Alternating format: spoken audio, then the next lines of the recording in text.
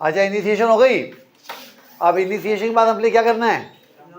Initiation के बाद हमने करनी है एलोंगेशन। अब यहाँ पर सबसे इंपॉर्टेंट बात आपने समझनी है।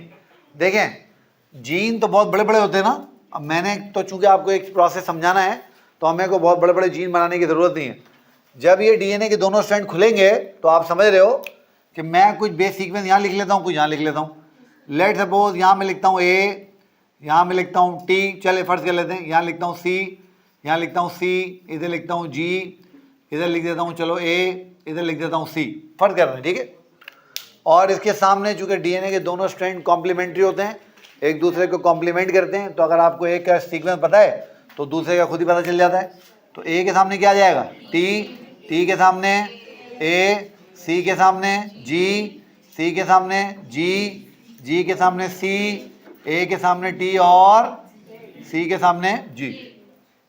यहाँ तक बात क्लियर हो गई? अच्छा, अब आप लोगों ने ये बात ध्यान में रखनी है कि डीएनए के जिस स्ट्रैंड के ऊपर एमआरएनए बनेगा, ठीक है, वो हमेशा वो स्ट्रैंड होगा जो 3 to 5 प्राइम की डायरेक्शन में होगा। पहले ये बात समझ लें, किस डायरेक्शन में होगा? 3 प्राइम टू 5 प्राइम की डायरेक्शन में। अब ये जो हम सवाल करते हैं ना, तो ये आप याद करो रेप्लिकेशन के उलट है। रेप्लिकेशन 5 to 3 की डायरेक्शन में जा रही थी। वजह क्या है? बिल्कुल आसान वजह है। वजह ये है कि जब मैं इसको देखूंगा तो ये 3 प्राइम वाला यहाँ पर इसका एंड होगा ना। क्या ख्याल है? बात समझ में आ रही है? ये 3 प्राइम वाला एंड है ना, तो जब मैं यहाँ पे पहुँचूंगा तो इसके यहाँ पे कौन सा कार्बन आइटम फ्री होगा? 3 प्राइम वाला होगा ना। 5 प्राइम वाला तो उधर है। तो जब 3 प्राइम वाला होगा तो 5 प्राइम वाले को ऐड करूंगा ना मैं। समझ में आई बात? नहीं आई?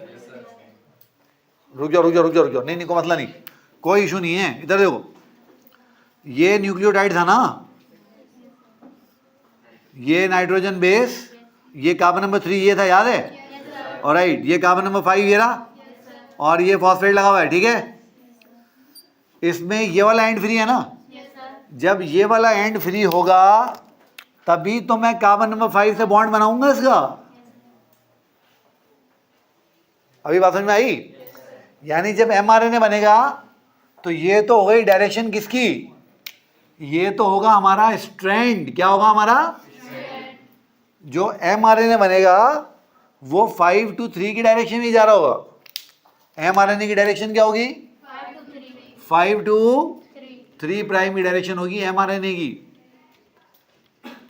अभी बात समझ में आई या नहीं आई? पक्का?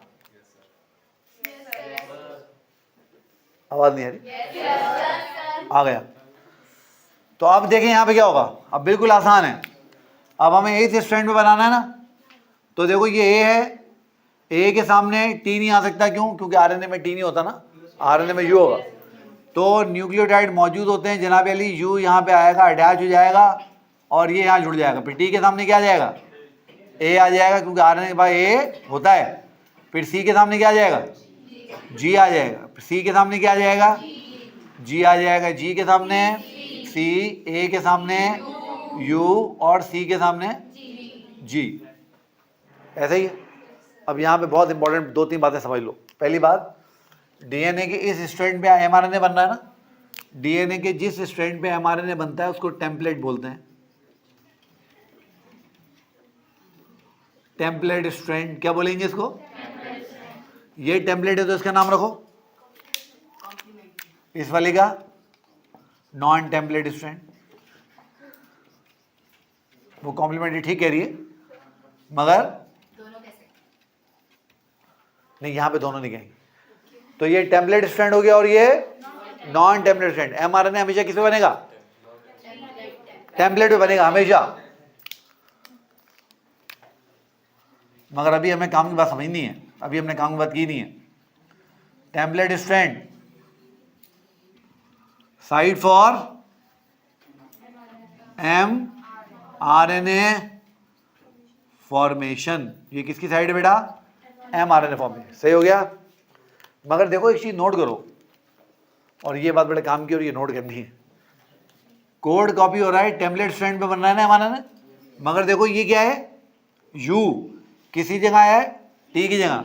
ये देखो क्या है? ए, ये रहा ए। ये क्या है? जी, ये रहा जी। ये क्या है, ये रहा जी, ये क्या था सी,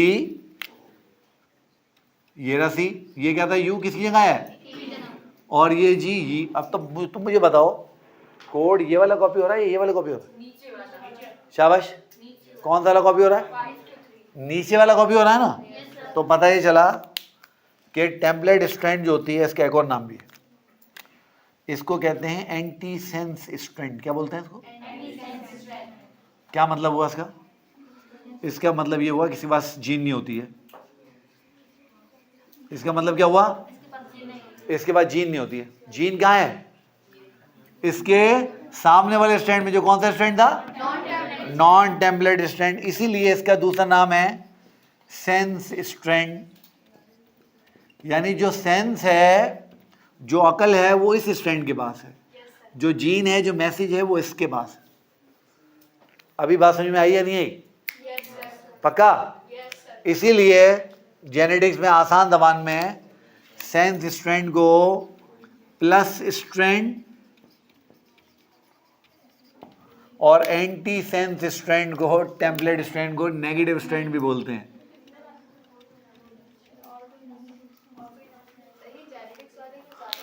नहीं फारिग नहीं थे बेटा, इन सब के रीजन है, वो जब आप पढ़ेंगे समझ में आ जाएगी। अब बात समझ में आ गई है, अच्छा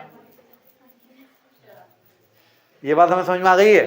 अच्छा अब देखो ये इस प्रोसेस के अंदर क्या हो रहा है, ये आरएनए पॉलीमरेज आगे बढ़ता जाएगा, डीएनए की जीन को अनकॉइल करता जाएगा, एमआरएनए बनाता जाएगा। The process known as elongation. तो इलॉन्गेशन में क्या होता है बताओ, एमआरएनए की लेंथ बढ़ती चली जाती है। बस समझ में आ गई बात, कोई सवाल, कोई भी सवाल नहीं करेगा भाई। ये कह रहा है कि ये जो स्ट्रैंड खुल रहा है इसे आप बॉन्डिंग क्यों नहीं कर रहे, एमआरएनए करने नहीं दे रहा। एमआरएनए के हटते बॉन्डिंग हो जाएगी वापस, एमआरएनए आ गया ना बीच में, तो यहाँ तो एमआरएनए ने इससे बॉन्ड कर लिया ना, तो ये इससे कैसे मिलेगा, तो इसको तोड़ने के दोबारा फिर पॉलीमरेज चलेगा, नहीं पॉलीमरेज हटेगा और सारा काम हो जाएगा, खुद ही हो जाएगा। हाँ एक मिनट रुको, हाँ जी हो गया।